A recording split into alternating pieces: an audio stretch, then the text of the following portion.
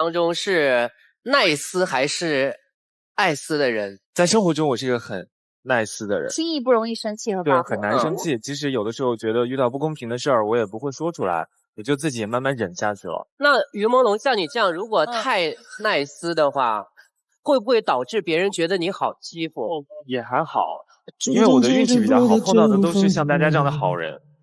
你怎么知道我们都是好人？他给河南捐款50万，自己却穿着平价衣服。余温大致喜欢过门，临走呢，还随手关了灯。So funny, yeah, yeah, yeah, yeah, yeah, yeah, yeah, yeah. 37岁男星于朦胧于本月11日坠楼身亡。尽管家属已公开声明，指事件是因饮酒意外所致，但网络上依旧流传各种阴谋论与揣测。有网民翻看他生前的直播片段时，发现他曾比出540的手势，还疑似留下了一段藏头诗，被解读为今天要我死。随着坠楼事件发生，这些片段被不少人视为求救讯号，掀起热议。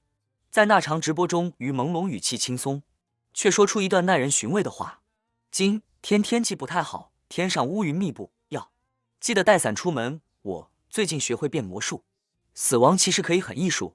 事后不少人认为这段话透着诡异意味，如今更像是他对外界的最后暗示。天呐，原来程青松的人脉如此之广，跟黄晓明、左小青是同学，关系看上去是真的不错。跟郝蕾是可以吃饭聊天到凌晨的好友。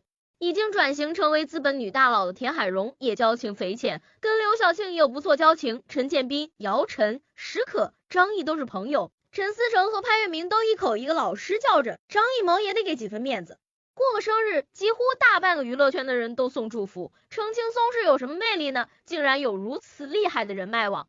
原来肖战和李现也曾被程青松打压过。2020年，程青松发了很长的博文怒点肖战，直接给了他一把最令人失望男演员奖。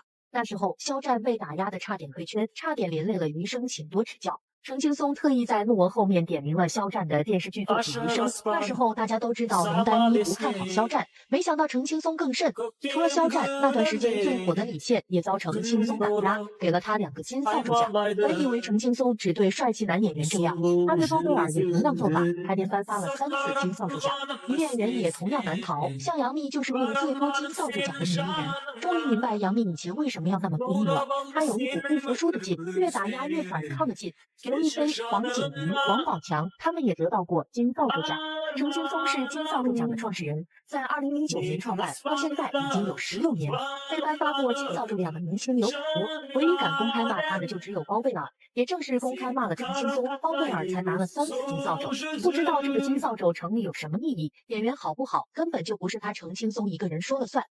我的妈呀！现在才知道，原来李现也曾被程青松打压过，连续2年给李现颁发金扫帚奖，事业停滞不前。难怪19年李现凭借韩商言这一角色火遍全网，但是后面却悄无声息，资源完全没有跟上，还是这2年才开始慢慢出现在大众眼前。这也太明目张胆了吧！一般这种严肃的场合都是不能穿红色系的，没想到程青松穿个红外套就去拜乔任梁了，跟乔爸乔妈的黑色系形成鲜明对比。更加让人注意的是，他不是说自己一直是红头发吗？于朦胧坠楼现场惊现程青松，难怪网友都在说这件事跟他脱不了关系。图上的男子虽然是黑发，但是侧脸简直跟程青松一模一样。看他近期的线下视频，不难看出他的头发是一次性染发喷雾喷上去的。于离世当天，他还发了一句好吃，真的太让人气愤了。近日，演员黄晓明因与程青松的过往关联，意外卷入舆论风波，社交平台评论区遭大量网友留言，引发广泛关注。事件源于程青松陷入相关争议后，其过往社交关系被网友深挖。作为中央戏剧学院的大学同窗，黄晓明与程青松早有交集，不仅曾为对方发起的活动录制宣传视频，双方在社交平台也互动频繁。程青松多次点赞转发黄晓明的动态，这些公开互动痕迹成为此次舆论发酵的导火索。程青松的争议性标签进一步放大了事件影响。作为金扫帚奖发起人，该奖项因评选机制争议及过往颁给拒绝参与活动的艺人等事件，本身便充满话题性。此次程青松再现私人生活争议，其圈内人脉网络随之曝光，而黄晓明作为曾公开互动的好友，被部分网友以物以类聚为由牵连指责。截至目前，黄晓明团队未就此事作出回应。此次风波也折射出娱乐圈人脉关联的复杂性，艺人过往的社交痕迹，往往会在关联方陷入争议时，成为舆论聚焦的焦点，对公众人物的形象管理提出更高考验。田海蓉一夜之间成了全网焦点，靠的不是演技，而是程青松为了进一步自证清白，晒出了与田海蓉约饭的聊天记录。本以为能借此摆脱嫌疑，却没想到把田海蓉也拖入了这场风暴的中心。黄晓明这下好了，好不容易离婚后迎来的上升路，就这样被程青松连累，直接跌落谷底。有网友爆料，原来他和程青松是同学，曾经还互发祝福，还这么亲密的搂着程青松。这下好了，物以类聚人，真心败退了他的演艺生涯呀。当然，我们娱乐圈呢，其实现在越来越狗血呢，很重要一个原因其实是舆论环境对他们来说严酷了。这说的对，因为严酷使得他要撒谎。其实越严酷的情况下，他越要撒谎，越要伪装。越伪装，一旦伪装戳破以后，就特别狗血。所以我们很多所谓人设崩塌，也是因为现在舆论压力特别大。再有一个，社会本身也越来越狗血。还有好多，我有时候看点这乱七八糟吧，咱们个个狗血，个个你看着就没逻辑，个个你觉得这事儿要是由汪海林大编辑编出来，大家都说瞎编，但它就是个真事儿。对，今天就是这种类似瞎编的真事儿越来越多。哎，我的一种心理，我问问你们啊，就是说我私下里也爱八卦，说这个说那个的，对吧？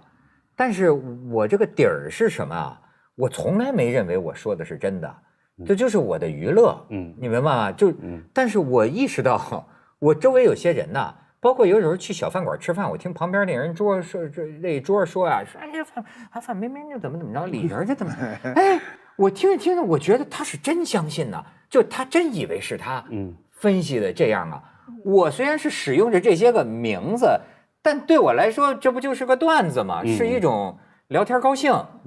就我不就遇到过，我就跟你说过嘛，就是我有一次拍广告的时候，我被人认出来了，然后呢，他们就在那议论说，哎呀，这谁呀？说这蒋方舟你都不认识啊？说蒋方舟是谁？蒋方舟北大才女，现在跟窦文涛在一起呢。然后我当时我又在拍广告，我又不能说，哎呀，也不是，你知道吗？我终于觉得我的节目值点钱了，还能产生绯闻。他们说的非常确凿，就当着我说。对，他认为他就是啊，就是这你都不知道，你知道？所以我为什么说啊？我觉得我现在在这个舆论混乱的环境下，我有时候又变得像这样，您能理解吗？就是说，我有时候不相信人私下里说的，我相信他表面的声明啊，这也是一种情况，你知道吗？因为你比如说啊，一个大家这个娱乐八卦报道说他是怎么回事，他怎么回事，这东西谁都不要负责任。但是呢，如果一个有头有脸的人，他出来发个声明。他这个话呀，我觉得啊，他得考虑一个问题，就是说话可以说的有技巧，但是将来不能给人家逮着。就是很多时候，就是我反倒宁愿相信那个表面的、官方的，他官方哎，就是官方的、公而告之的，因为那个你自己公开打脸。那倒是美国有个学者呢，他政治学者，他写了一本书，这个概念很有意思，叫想象的共同体。这个我们吃瓜群众呢，形成了一个庞大的想象的共同体，所以娱乐圈的故事，它的真相是什么已经不重要了，就是我们这个想象的共同体，共同创造、共同完善这些狗血的故事，所有的人都可以参与进去，而且互联网时代是每个人都可以参与发表意见，包括您说的那个，包括我看到林志玲这个结婚以后，我也换成了岳云鹏的导航。对。那明星配合这种想象吗？就是为了明星配合这种想象。我觉得是在配合，有的时候甚至有意的迎合这些想象。所以它也是现在商业社会就是娱乐化、商业化以后的一个新的现象。很有意思，它是一个互动的关系，就是去迎合这个想象的共同体。他们这个能看出来，你看他那个发表那声明啊，你要逐字逐句的。我现在是懒得惹事儿，过去啊，我就逐字逐句的敲他那个话，分析他那些话啊。什么我们不是过去的我们依然是什么？还是我们啊。你要如果正常的事儿啊，你要向社会宣布，理论上讲你可以不宣布，你宣布是说我们今日离婚，将来依然是朋友，就很简单了，对吧？现在都说的，你发现很多流行的话呢，都是从这儿声明中来的。比如过去流行了很长一段时间的话，叫“且行且珍惜”，对吧？您就熟。且行且珍惜这话根本好像我印象中宋朝也不是什么文献上就有这话了啊。但是他抄下来以后呢，这个话过去没那么流行，一下就流行了，所以都且行且珍惜。然后这个什么，我们不是我们，我们还是我们，就这个句式，现在我看到那个网上到处都是来套用这个句式，丰富了汉语啊。对，那么在这点上，你就能看出来，他们发表这个声明的时候呢，要利用这件事儿，是吧？他把它非常的文学化，然后有头有尾，有头有尾，加上了很多幻想空间。对，而且写的呢，传播性很好啊。对，好说的好，你看这个就传播性很好。然后呢？半长不短的，他还不给你啰啰吧嗦写特长，他也不给你就写一句话啊，他给你弄的那个恰到好处。所以这个传播，像他们这种结婚离婚的这种事儿，都是过亿的嘛，那肯定点击都是过亿的。我觉得都在玩火，我不是说这些明星在玩火啊，我是说他们已经不得不了，就是你知道，就可能是就是岁数越大，这人越倾向于这个保守啊，相信这老辈子人的一些道理啊。我真是觉得。其实很早以前我就觉得，现在咱们说谁火呀，我第一次听见这个词儿，我就觉得不吉利。我就说像这个年代就说，哎，火了，终于火了，好家伙！你比如，甚至于你有时候觉得特可笑，有时候你看一剧组啊，播2集，先是剧组内部造这个气氛，火了吧，好像火了，你知道吗？太傻了，但是有的可能咣叽就真火了，我就说这为什么不吉利？火了是什么意思啊？那你不就是烤鸭了吗？就是控制不住了。你下边你不就你火了之后，你难道还有什么别的命运吗？你不就是在火上面烤鸭吗？然后呢，所以我就说我说玩火，就是我就说了，像那个行星那么大的体量，你到字斟句酌，然后呢，你想在这个里边谋利，可是我觉得这个真是需要诸葛亮一样的。诸葛亮都玩不赢啊！那这面对着这么诡谲多变的这个互联网啊，这个民情舆情，你真以为你是弄潮儿，你能？所以我们中间这个舆论这个发酵啊，它经常有变化。之前呢，比如说出现了出轨的事儿，呢，那么这个主人公的这个。太太的态度就非常重要，他如果不原谅这个男演员，就下了。他一出来说，哎，我原谅他，我接受他，基本上舆论就平息了，就是人家媳妇儿都不管，你管了，你瞎高兴干嘛的？所以很多时候呢，就用这个方式，就是做太太工作。比如说经纪公司剧组得做太太工作，安抚好。那么后来呢，有些时候呢，又发现。比如说女方出轨了怎么办？然后呢，后来说他们早半年前就离婚了。那离婚了就不叫出轨，那么也就经济损失就被挽回了。你如果说，那是不是民政局呢？是不是半年前就离婚了？那不一定。但是你只要把舆论压下来，那你经济上的那些问题，比如说合约问题，你还要赔偿呢，那个就没了。所以我们现在，所以我说我是一个反八卦的一个人呢，我就看到的所有八卦，我们多少了解一些后面的情况，就说这个是什么原因，我们都知道这些信息后面有些是猜得到它是什么原因。那既然那么复杂，当初为什么轻易结婚呢？我觉得其实我不是一个，我觉得我刚开始小时候的时候，比如说，其实我是一个挺害羞的人。但我小时候会有一种，就是到了人群里边，我就想让大家开心。但是呢，我真的会有比较好玩的那一面，就所以那个时候就会比较表现出来。我觉得那个也是一种故意而为的。然后时间久了之后，就是会形成一个自然而然的一个呈现。那比如说我跟人接触，我都是喜欢，我就全打开了，我就这样，就是我就是这个样子的，就是我也没有瞒你，我也没有要干嘛你。有些人呢，你还真的就是他行，你就不行。那当然。马爷，你觉得这是什么原因？而且有些人大家就喜欢看他行。是一般来说呢，按照中国的传统文化，女性相对都比较封闭。真的，在男性社会里，我们今天我这么一说，男性社会肯定会有人骂我哈。我们现在说男性社会是全球的一个文化特征，就你文明行到这会儿，它就是个男性社会，慢慢会向女性社会过渡到那会儿的时候，我们就变得比较自在。哎，我怎么觉得我跟这个小迅在朋友圈里，好像男性社会对他来说不存在似的。对，那我现在说的就是这个问题。我可能不是我可能就是我对这个没有一个，因为可能我小时候读的书也不多，对，然后这个对我来讲不是一个限制，或者是一个我知道这是一个男权社会，或者是就是那个女人就是会比较干嘛的，就是我不知道，问题是我不知道，那所以我的相处其实我没有分你是男人或者是我是女人，就是可能从接触的时候就已经没有去分这个。你不分可以，但男性不能不分。我们翻过来说哈，如果他跑一堆女的跟前，他把他自个儿打开了，劈叉打开。对，你把你打开，你会有什么后果呢？后果这些女的背后说，文涛啊，这人不能再招他啊，说他这没大没小的，一点规矩都没有，这就是男权社会的一个特征啊。就是当你陷入一个女性包围当中的时候呢，你就不由自主的变得比较矜持，你比平时矜持。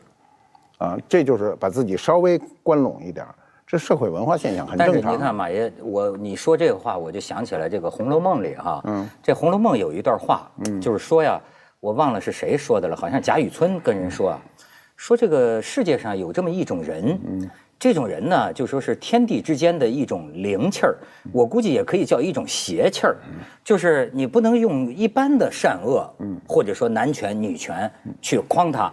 你比如说他举几个例子，他说你比如说是李后主这种，或者说是宋徽宗，像这样的一种人，你也很难说他是正还是邪，但是好像人群当中总有这么一些少数人，这算不算是一种性格魅力啊？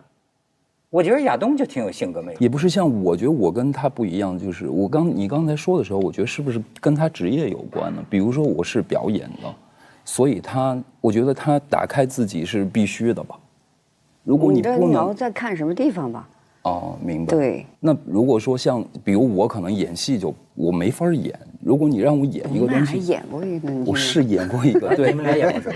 对，演了一个小短片，客串了一个小的很小的，客串了还演，客串了，对。但是就不太会演，你不要给我什么，所有像我这种我们的性格就不行，就有的人是打不开自己，比如我此刻我只能发挥自己非常非常小的一个部分，我必须要完全自己的情况下才能，打开自己。那可能就跟职业有关，比如说我编曲可能自己熬一夜或者熬1个月，都是自我的那么一个过程。但是我觉得你就不可能，无论工作也好还是平时，你身边的人肯定很多，就你能在众人之中打开。这也是得看，就比如说我前阵子有个朋友，他让我说去身临其境，我说我不行了，我说我在现场，我只能在现场才能这样，你让我换个地儿，我可能就不行了。就我觉得可能也是一个环境，一个习惯性的一个东西，就是你那么说，我就是说这个职业的分别也是有关的，因为我从小拍戏，其实就是每个戏都是一组的人嘛，就是你要在这个剧组里面去接触很多人。那在接触很多人的时候，我觉得这个可能跟我父亲给我的东西也有关系，就是他也是让希望大家都是很平和的，就是很融洽的，就是在一块儿去度过一段时间的。就包括从小他就跟我们说叫什么家和万事兴啊，家和万事兴啊，所以这个可能在我脑子里形成了一个观念。你累吗？我不累。你知道我很想知道你一个人的时候，因为你看你像我也是有这个社交恐惧症啊，这不太像是吧？但是呢我能理解他，就是有的时候，比如说咱们朋友在一起了，我就觉得呢，要是有个像马爷这样的能让大家开心，我就歇着了。但要是没有个马爷这样的，我也是觉得我得耍耍宝，让大家开心。我也会。但是那个给我的感觉啊，好像主持节目，就是真的，就是说众人散去，我自己在家里还是郁闷。你呢？我们都走了，就剩你一个人的时候呢？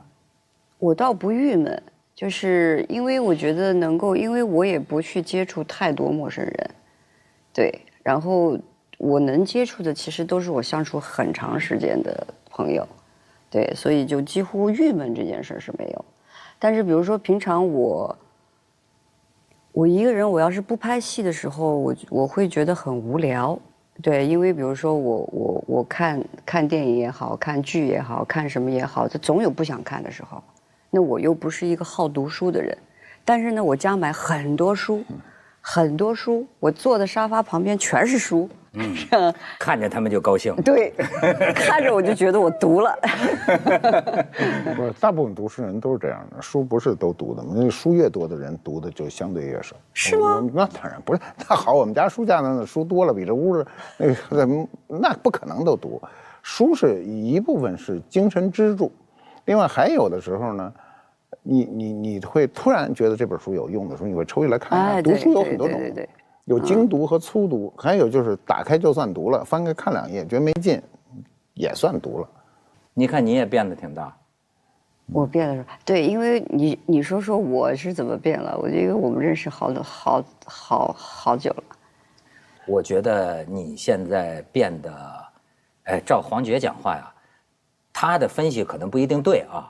他说呢，这个慢慢的呢，他还又露出那个江南女子的那一面，就是说越来越家长里短了。现在周迅到哪玩呢，父母亲一定要在旁边啊，心里觉得安心。到哪去旅游，一定要带着爸爸妈妈一块儿去，而且呢，好像是更在意身边人的感受了。对，你是不是觉得你有这个变化？对，因为我其实。就是当然小时候自己不知道了，但是后来有几次我情绪特别低落的时候，我在看那时候他们给我拍的照片啊，或者是后来比如说老黄啊，就黄觉跟我说的那些东西啊，就我觉得自己，哎呀，怎么会这个样子？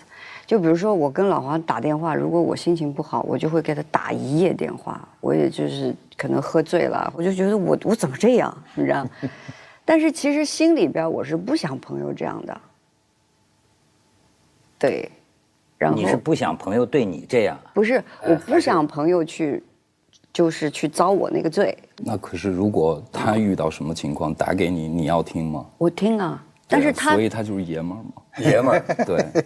但是他几乎不会，就是。所以你理解，他不会跟我吐那个。我理解性格的不同，就是比如我永远不会给别人打电话倾诉什么，永远不会。但是我也永远不要听任何朋友给我打电话跟我倾诉什么，就是因为我从来不给别人打，也就不会有人给我打。那这其实是个性，这个真的很重要，很重要。这个你知道，他说这个让我想起啊，就是我有一次跟我一个就是一个老画家哈，他常年在英国生活啊。他一般我跟他们讲，就说我母亲的病情啊，我在家里怎么着，这不是跟好朋友在讲吗？哎，完了之后他就跟我讲，我觉得挺学这个教养的哈。他就说这个场合啊，你一般自己母亲的这个事情啊，最好不要跟大家讲。我说这不是朋友才这么讲吗？他说你这样讲呢，别人会有一个负担。他就跟我讲，是不是老外就会觉得这样，就说你掏心掏肺把你的这个跟我讲了。会不会给我构成一种压力，或者说某种程度上讲，就是说凭什么我们要听你这个呢？对吧？哎，你看他是另一套这个规范。对。可是我又觉得我们朋友之间好像不过这个，就是有点这个家人一样的，或者就是还是说这个中国人有点不拿自个儿当外人就是对吧？就觉得，而且尤其是他。我就你虽然有家，但是给我的感觉，那老像是个这个四海为家，或者说无家可归的那么个孩子，他长得这个样子，我就觉得他在鬼外。我不是说你出轨啊，就是他在我们一般的朋友交往之道的这个轨外，你就好比就是说，我就说你让他，其实了解他的人就知道也算饱经沧桑了，但是他永远这个脸像孩童一样。然后呢，你看见他这个孩童一样的脸呢，你又觉得他经的那些都不是沧桑。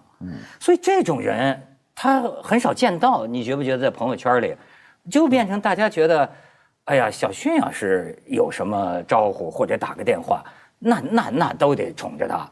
哎，你说这玩意儿，咱这老苍头能活到这份上吗？他无非就俩事儿嘛，一个是倾诉，一个是倾听，是吧？就这俩事儿。亚东刚才说我在想哈，他说他从来不会向人说，我也从来不会说，我从来没有任何事情不是靠我自个儿想通的。那么我能不能听？我跟他有一点不同，我能听，你们谁来跟我倾诉，我愿意听。但呢，他有个度啊，要你那个倾诉1夜，我肯定受不了。1小时为界啊，过去现在不行，现在的电话打不了1小时，现在电话10分钟就扛不住。现在你打长电话吗？现在打煲电话粥的人越来越少。现在很少。对，不像过去。对，过去因为你没有微信，没有这些这个的短信功能哈，发个语音，过去都没有，你只能靠打电话。过去煲电话中，在很多影视剧镜头里都是一出戏，这电话架在这儿还做着饭干什么呢？是不是？现在没有什么人给你打电话，我电话根本就没声，我现在手机永远是静音的。那过去的人呢？朋友之间该倾诉的日子早过去了，就像他们年轻才有各种问题，我们现在能有什么问题？哎，我这岁数谁跟我谈感情问题，那个让我说就是一句话就给毙了。你现在是问题少了还是问题多了？比年轻时候？少了，肯定是少了嘛，那这还用问吗？需要倾诉的时间也少了。对，他现在也不会花1小时跟人倾诉了。对，不是，他也有一样。我发现你倾诉的对象也有一个让我们挺自卑，基本都是帅哥。我承认我外貌协会，但是我就是每个人认定的帅和美是不一样的。但是他再帅再美，他要是没有这种，我觉得就是还是性格魅力。我是在哪儿看见过一点，就是说俩男孩子挺帅的走在街上哈，然后呢，突然有一个瘦小的小女孩噔噔噔跑到他们前面，好像叫自己后来的女伴哈，你们快点，你们快点，快点。其实是在干嘛呢？其实。是，你知道那时候就是小时候就是玩的一个，现在叫套路，对吧？就是因为我们读舞蹈学校的时候，就是也是会就是看到这个背影挺帅的，我们就会跑到前面，其实是想看前面帅不帅。对，然后因为那个时候我们后面有3个女孩，我还有2个同学，对，然后那时候是北京。对，刚来北京没多久，对，然后那个就前面一个老黄穿，就那个时候还是那种就跳舞的男孩嘛，穿破牛仔裤啊，是那种，对，然后还有他一个同学，那就觉得啊，这俩背影这么帅啊，对，然后他们俩就说我说我来，然后我就跑到前面看一看，哎，上来的就是说明不错。你别看他像个孩童一样的脸，我觉得他见证一个时代，真的。其实就是说，今天的可能你的年轻粉丝哈，未必了解你的这个来处，就是实际上呢，就跟咱们年轻的时候那个年代那么一路玩过来的，我对他有那么一种亲切感。而且呢。你看他出这本书啊，好多这个导演呢，曹保平也好啊，还有娄烨也好啊，甚至是许鞍华也好啊，我发现他们写的都有一点怎么说呢？对于今天拍电影的这种非常专业化、上规模的方式啊，那种有点埋怨，甚至是对于早年，就是虽然没什么钱，但是呢，就是一些年轻男女，我们在一起。白天拍戏，可能晚上去酒吧喝酒，可能这个一部戏没准几万块钱就能拍一部，但是那不重要，重要的好像你可以说它是个电影，也确实出了一些好作品，对吧？但是好像留给当年的参与者心里更多的是一个那样的一段这个生命啊，就是你说是挥霍也好啊，你说是玩也好，我觉得是这样，因为我小时候我。拍戏就是，其实刚开始还是比较，因为我小时候电影院长大的，其实那时候还聊起来，我说我没有读过电影学院啊，或者是什么。但是其实后来一想，我错了。其实比如说我在电影院长大，我看的那些演员的戏，其实他们都是科班出身，等于是就间隔了一个荧幕，等于我被教了嘛。那刚开始确实是因为那个年代没有什么，那个年代女演员胖和不胖，就是根本不是要说的一件事儿，根本不属于在讨论范围。就是你是多胖啊，或者是你的那个就是有没有就那是不是一个讨论范围？但是现在是一个非常严重的讨论范围，对。但是那个时候你唯一要去做的事情就是你要把你的专业弄好，对。所以我刚开始就是说碰到邵宏导演是非常幸运的，他就跟我说你什么都不要管，所以就是说你就好好演戏。对，所以我在那个时候我是种下了这个种子，而且在我小时候我达到了，不是说我达到演戏水平有多高啊，不是这个意思，而是比如说我脑子里的不管是肾上腺素也好，我的肌肉记忆也好，我的脑子记忆也好，就我知道我那个戏到那儿的那个舒服感。就是自我感觉，这个是别人很难体会到，他自己知道这个行不行。对对对。然后如果我现在就是拍戏，如果我现在不到那儿，我就过不去。就是自我感觉。而且常年累积跟不同的导演，他有更多的叠加，就是说可能我的肌肉的记忆，或者是我脑子里面的那个情绪记忆点，可能越来越深，越来越浓。近一些年，我觉得就是时代就是变了，对，这就是一个非常非常快的时代。大家没有人像我们过去看一个戏可以那么多人同时看一部戏，现在基本上都很少，大家都很短暂去找一些点，都在找那个点。如果你没有那个，他就很难接受。听歌也一样啊，就是选择多，我觉得不珍惜。对，像过去，比如说。就是我跟马老师前2天还说，过去我们去买一个，比如夏天想吃冰棍，只有一种。你现在去打开，我要吃哪个？你要选择。就是很多时候你会说啊，我懒得选择，随便拿一个就算了。所以它并不是，也吃起来也不会那么珍惜这个东西，就是这样。所以你看那么多歌，那么多戏。所以人们关注的点确实有一点点不太一样，我觉得这个是，确实对，比如说真正喜爱表演的，像他这种，有可能人们会忽略掉他刚才说自己认为很舒服的那个点，而去关注你可能根本不在意的东西。就比如我写一个歌，好吧，我说我那个歌有一个很好的点在，1分半的时候，可是。前20分钟已经被人关掉，就是会这样。对，人们都很快。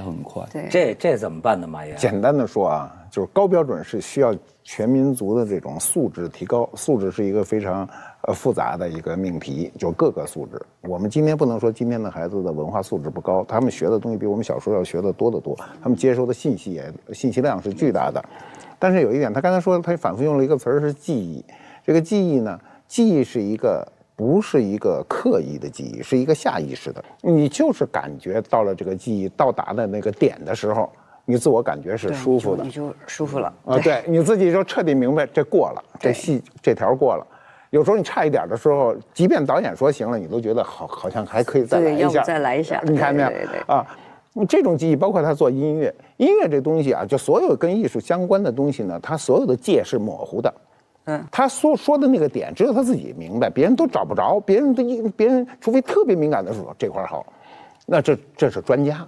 这种专家就是100个人里也没一个，1万个人里没准有一个，对不对？这个很少。所以我老说一句话：做事儿本身就不是给不明白人做，给明白人做。什么意思呢？就是说这来了1万个人看了你这东西，里头就一个明白人，这人明白把这事儿说出来，这就够了。剩下的人全是看热闹。